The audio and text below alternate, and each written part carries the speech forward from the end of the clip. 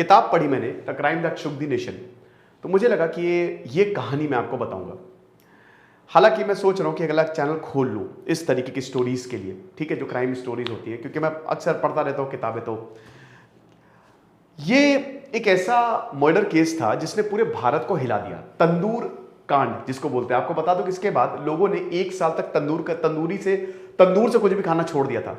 दिल्ली का बिजनेस बहुत ज्यादा प्रभावित हुआ था। हम यहां पे बात कर रहे हैं सुशील शर्मा की। सुशील शर्मा की बात करें, 2018 में उम्र कैद, इनको फांसी की सजा मिली थी, लेकिन बाद में कोर्ट ने उम्र कैद में इसको तब्दील कर दिया, तो 2018 में रिहा हो गए। अब जब ये तिहाड़ जेल से वापस आए, जब ये रिहा हुए, दोस्तों गजब चेंज आया इनमें, और इनको बहुत पछतावा है कि मैंने वो किया, वो नहीं करना चाहिए था। काफी इंटरव्यूज देते हैं ये। अब ये लॉ में भी काफी लोगों की मदद करते हैं, काउंसलर्स दिलाने में मदद करते हैं, और एक सीधी सादी अच्छी जिंदगी जी रहे हैं। बात शुरू होती है दोस्तों 1990s में, 1991 जब पीवी नरसिम्हा राव की सरकार दोबारा आई। कांग्रेस जो है उसने अपनी सरकार बनाई। अब 1991 से लेकर 1996 तक रही, लेकिन 2 जुलाई 1995 को कुछ ऐसा हुआ जो किसी ने नहीं सोचा था। 1991 के दौरान ही नैना साहनी जो इनकी वाइफ है, और सुशील शर्मा उस समय बहुत बड़ा नाम था, इनका दिल्ली में बहुत बड़ा नाम था, और अगर यह हादसा नहीं हुआ होता तो आज शायद ये बहुत बड़े नेता होते। नैना साहनी उस समय कांग्रेस, वो भी कांग्रेस में थी, दोनों एक ही पार्टी में, दोनों में प्यार हुआ और दोनों में शादी हो गई। काफी समय तक ये रिलेशन पब्लिक नहीं हुआ, ठीक है, मैं शॉर्ट में निपटा रहा हूं, बहुत ही शानदार किताब है। तो काफी समय तक ये रिलेशन पब्लिक नहीं हुआ, और ये कहीं ना कहीं नैना साहनी इनसे गुस्सा आती कि तुम रिलेशन पब्लिक क्यों नहीं कर रहे हो। इस बात पे इनके काफी झगड़े होते थे। दूसरा पॉइंट ये था कि नैना साहनी बताती है कि ये ओवर पॉसेसिव थे, ठीक है, और ये जब छूटे हैं, तो जब इनके इंटरव्यूज हुए तो उन्होंने ये माना है कि मैंने बहुत बड़ी गलती की, मुझे वो नहीं करना चाहिए था। तो हुआ क्या कि नैना साहनी ये बताती है, मतलब कि ये ओवर पॉसेसिव थे, बहुत ज्यादा हमें झगड़े होते थे, बहुत ज्यादा शक होता था। शक की बात करें तो अब्दुल करीम, ठीक है, इनके दोस्त। अब क्या था, ऐसा भी ये बोला जाता है कि ये ऑस्ट्रेलिया जाना चाहती थी, क्योंकि शादीशुदा जिंदगी इनकी बहुत अच्छी नहीं चल रही थी, तो उनसे बात करती रहती थी। और अब्दुल करीम ने बताया जाता है कि इनकी मदद करने की बहुत ज्यादा कोशिश की। अब लव अफेयर था नहीं था ये कोई नहीं कह सकता, लेकिन सुशील शर्मा इनके ऊपर शक करने लगे कि तुम्हारा उस इंसान के साथ लव अफेयर है, और इस बात पे काफी झगड़े होने लगे। और शक एक बार दिमाग में बैठ गया तो अगर आगे वाला इंसान सही भी हो तो भी आप उसको निकाल नहीं सकते। ये पूरी कहानी चलती है। अब 2 जुलाई 1995 को क्या हुआ कि इन्होंने परेशान होकर अब्दुल करीम को नैना साहनी ने कॉल कर दिया। उस समय लैंडलाइन फोन हुआ करते थे। सुशील शर्मा ने देखा सब कुछ, नैना साहनी वहां से निकल गई। पूछा किससे कॉल किया, बोला परिवार से कॉल किया था, क्योंकि परिवार को भी सब पता था, प्रॉब्लम बहुत ज्यादा थी। रीडायल किया, रीडायल जैसे सुशील शर्मा ने किया, उधर अब्दुल करीम था, ठीक है, तुरंत फोन काट दिया। भयानक झगड़ा होता है, भयानक झगड़ा। यहां तक सुशील शर्मा अगर इनकी बात करें तो ये बताते हैं कि उस रात क्या हुआ कि जो मेरी पत्नी थी, मेरी बीवी जो थी, वो कहने लगी कि मैं सुसाइड कर लूंगी, मैं मरने जा रही हूं। और मैंने उसको रोकने की कोशिश की, तो वो गई, उसने रूम में अपने आप को बंद किया, और वहां पे मेरी जो बंदूक थी वो रखी हुई थी, और मैंने गन शॉट की आवाज सुनी, तो मैं वहां पे गया, ठीक है, कि गन शॉट किसका। और उसके बाद फिर हम दोनों में काफी झगड़ा हुआ, और फिर सबको पता ही है क्या हुआ। क्या हुआ, झगड़े के दौरान इतना ज्यादा झगड़ा बढ़ गया कि सुशील शर्मा ने बंदूक उठाई और 3 गोलियां दाग दी। 2 गोली जो है वो नेक पे लगी और 1 गोली मिसफायर। ये पोस्टमार्टम रिपोर्ट में बाद में पता चला था। वहीं पे ही ऑन द स्पॉट नैना साहनी की डेथ हो गई। पति ने पत्नी को मार दिया। कोर्ट ने यह कहा था कि यह rarest of the rare cases में आता है। पुलिस ने यह कहा था कि शायद इनकी सजा कम हो जाती, लेकिन इसके बाद जो हुआ उसने पूरा खेल पलट दिया। क्या हुआ उसके बाद, अब देखिए, जब ये नैना साहनी को ले जा रहे थे, मतलब भाई आपने मर्डर कर दिया है, अब आप अपनी पत्नी को कहां ले जाएंगे।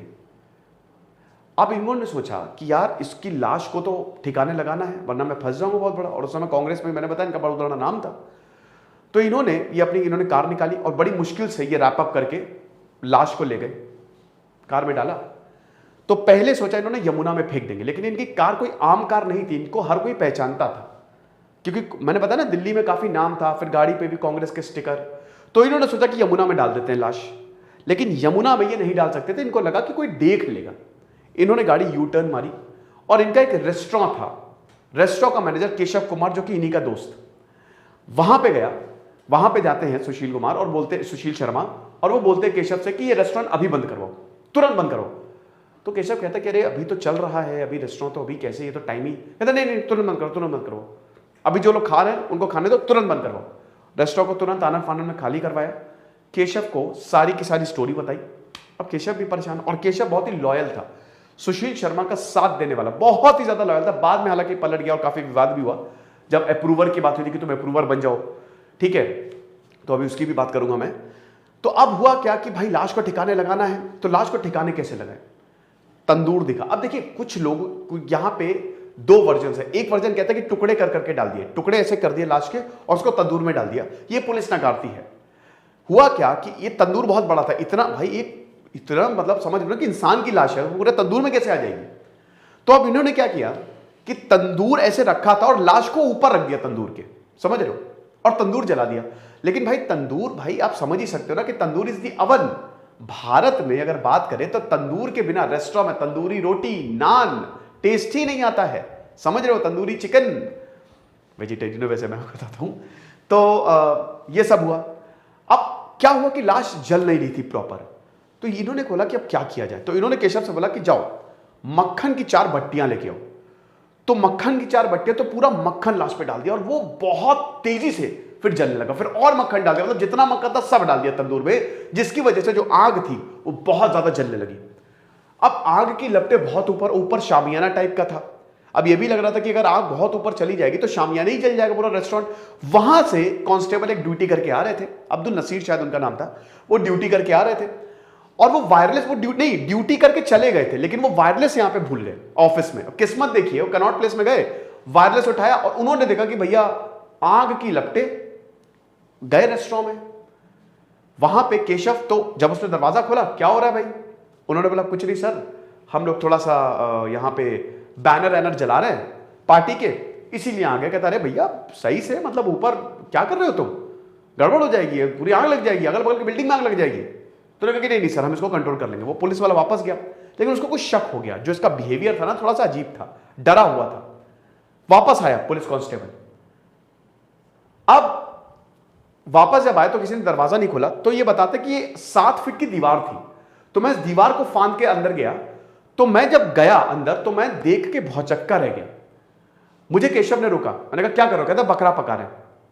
मैं कहा अरे हटो, बकरा करा नहीं है। फिर जब मैंने देखा तो पूरी लाश जो है वो तंदूर के ऊपर थी, पूरी की पूरी लाश, लिम्स जो है बिल्कुल कॉन्ट्रैक्ट, कुछ नहीं बचा, पूरा जल गया था समझिए।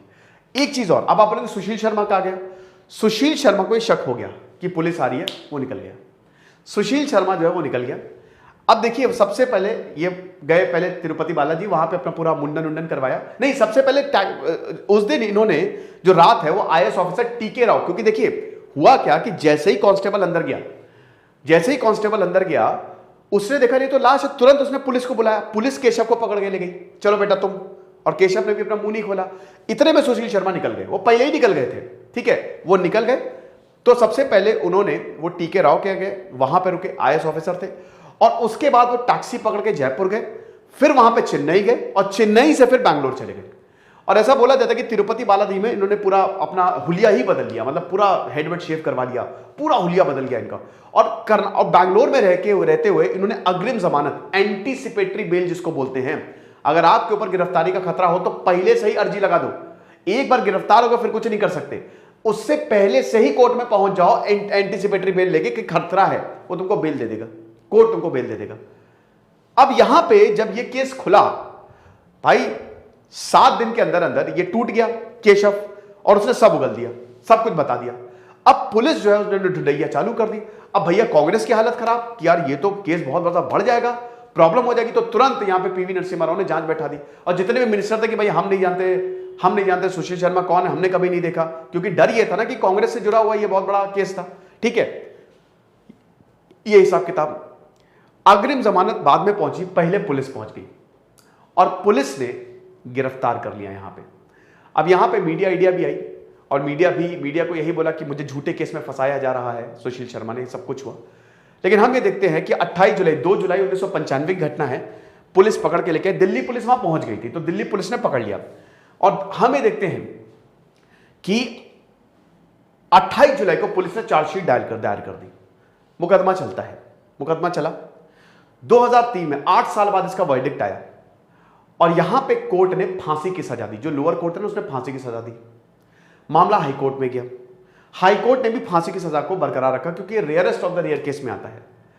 अब और जो केशव था, क्योंकि आपने सबूत मिटाए, आपने छेड़खानी की सबूत के साथ, तो 7 साल की यहां पे केशव को सजा मिली।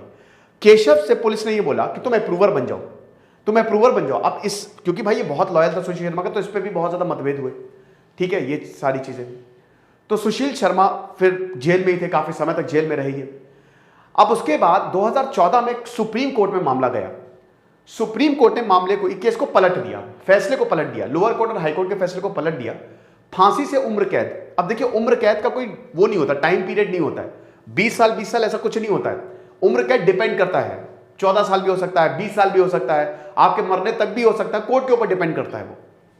तो ऑलरेडी इस समय तक वो 20 साल की सजा काट चुका था सुशील शर्मा, ठीक है। तो सुप्रीम कोर्ट का फैसला आता, सुप्रीम कोर्ट बोले rarest of the rare case में नहीं आता। क्यों? पहली बात, ये कोई इरादतन हत्या नहीं थी, मतलब ये ऐसा नहीं है कि ये कोई क्रिमिनल बैकग्राउंड नहीं है ना इसका। भाई सुशील शर्मा एक नेता था, एक अच्छा नेता था, लेकिन झगड़े में ये एट एन इंस्टेंट हुआ, गुस्से में हुआ। तो पहली बात, ये rarest of the rare cases में नहीं आएगा। दूसरा पॉइंट ये कि उसका कोई क्रिमिनल बैकग्राउंड ही नहीं है, ऐसा नहीं कि बहुत ज्यादा क्राइम किए, ये हो गया फ्लो में, जो कि बाद में सुशील शर्मा को बहुत ज्यादा पछतावा। वही है कि गुस्सा हो गया एक उस पॉइंट ऑफ, जब ये होता है ना, तब तो बहुत दिमाग खराब, लेकिन फिर तुरंत आपको पछतावा होगा कि मैंने कर क्या दिया। इसीलिए कहते हैं गुस्से में बहुत ज्यादा कंट्रोल करना चाहिए। तो सुप्रीम कोर्ट ने यहां पे इनकी सजा को बदल दिया और उम्र कैद में तब्दील कर दिया। अब उसके बाद ये काफी लंबी सजा काट चुके थे, इनके लिए पेरोल पे इन्होंने अर्जी लगाई और फाइनली 2018 में ये सजा काट के, क्योंकि इनका बर्ताव बहुत अच्छा था। आपको बता दूं कि जेल में इन्होंने काफी कुछ किया, खुद अपने उससे बताते कि जेल में मेरा एक्सपीरियंस जो था, जेल नागरिकों को अच्छा करने की जगह है। मैं जब गया, शुरुआत में मुझे बहुत प्रॉब्लम हुई, टॉयलेट लीक हो रहा था तो मैं बाहर सोया, तो मेरे कैदी ने, एक कैदी था, उसने बोला कि भाई टॉयलेट लीक हो रहा है, तुम बाहर क्यों सो रहे, मतलब बाहर क्यों सो रहे हो, टॉयलेट लीक हो रहा है। कैदी ने, हम रोज ऐसे ही रहते हैं। तो वहां पे वो बताते हैं कि एक मुझे ब्राह्मण मिले जो, जिनको डाउरी केस में फंसाया गया था। फंसाया क्या गया था, चार्जेस थे उनके ऊपर, फंसाया क्या वो किए। तो उन्होंने बोला कि रिलीजियस स्क्रिप्चर पढ़ो, तो मैंने वहां पे धार्मिक स्क्रिप्चर पढ़ना शुरू किए, जो मुझे बहुत ज्यादा इसका फायदा मिला, ठीक है। और इन्होंने काफी काउंसलर्स, जो बहुत सारे कैदी हैं जिनको काउंसलर्स की जरूरत होती है, तो इन्होंने वहां पे पुलिस प्रशासन से बात की, काउंसलर्स मुहैया कराए जाए। तो यानी कि जेल में इन्होंने बहुत काम किया, ठीक है, जेल में इनका बर्ताव अच्छा था। अब 2018 में जब ये बाहर आए, 24 साल हो गए थे, तो शम्स ताहिर खान है, बहुत अच्छा उनका, बहुत ही शानदार बोलते हैं, तो वो बताते कि मैंने इनको कांटेक्ट करने की कोशिश की थी उस समय। तो अब ये जब आए तो एकदम गुमनामी से बाहर आए थे, मतलब किसी को कानो कान खबर नहीं थी, ये बाहर आ गए, ये बाहर आए, मतलब कानो कान खबर थी, लेकिन फिर इनका कोई नंबर नहीं, कुछ नहीं। तो मैंने कांटेक्ट करने की कोशिश की, किसी तरीके से इनसे कांटेक्ट हो, तो मैंने पूछा कि हाँ बताओ कि आप, हम एक शो कर रहे हैं और हम चाहते हैं कि आप आए। तो उन्होंने बोला कि देखो यार, मैं नई जिंदगी शुरू करना चाहता हूँ, ठीक है, और मैं नहीं चाहता कि बहुत ज्यादा लैमलाइट में आऊं। अब जो हो गया सो हो गया, उसको मैं बदल नहीं सकता।